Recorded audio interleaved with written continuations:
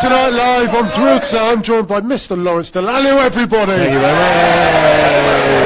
And as I said, we're live on Facebook and Twitter. If you want to get to us, at BTSport Rugby for your question. We're shooting this live from a wonderful rugby club in the southwest of London. It's Barnes Rugby Club, everyone.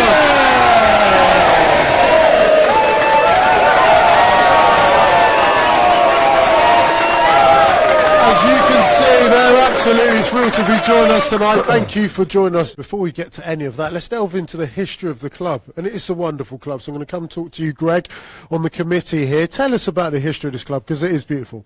Yeah, well, interestingly, you can trace Barnes Club back to 1862, and a guy named Ebenezer Cobb Morley formed the club in those years.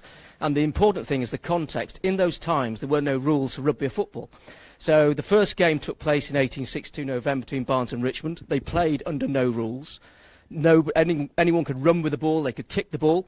Barnes actually won 2-0 on that one.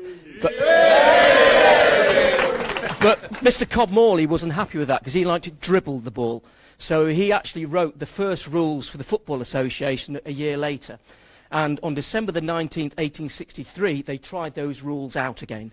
Unfortunately, it was a goalless draw, but that game was probably the most important game in the history of sport because it started the catalyst of rugby and football as we know it. So basically what we're saying is without Barnes there would be no rugby. Is that what we're saying, basically? Do you know what? I'll tell you what. I knew that. I'll tell you, this is a club that does things properly, because you ask for history, and you get proper history, don't you? I mean, that was outstanding. But tell us, I mean, you've got this printed on the front of your shirt. Let's just see if we can just get a little closer look at it. It says, yeah, mate, are you sucking in? He's about to pass out. One of the front row forwards on the front there, isn't there? It says Game of Codes. Exactly what does that mean? Because in those days, 1862, there were no code for rugby and football. The first codes got written in 1863 for football, and we tried it out. 8 years later, 1871, Richmond created the RFU with Blackheath and a few other clubs. So December this year, we're reenacting the game of 1863, and we're looking for a couple of captains. Lawrence, maybe, come along. Captain the Barnes team. Ugo. I said I'd never play again, didn't I? Mate, I should imagine there's a bit of a rivalry between Barnes and Richmond for this reason. So yeah.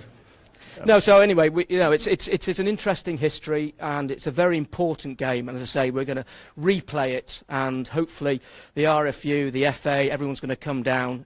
We are putting together some celebrity players to play with the team. Who? Name. Well, I can't name drop. Go on, yes you can. And our club chairman is good friends with people like Lawrence and Jason Leonard. Give us a name. Well, there's two of them. I believe they've already been signed up. Oh, Sir Jason Leonard, not Sir. Is it? He's not a Sir yet. I wonder why he's lost so much weight. Yeah, exactly. He's been working, but amazing. Give us the date again for anyone that wants to come down. December the 19th is the date it was played in 1863, and we'll get as close to that as possible. So I think it's a Tuesday or Wednesday in December this year. But it'll all be going out. It's going to be hopefully televised. We're in talking with people at the moment about that.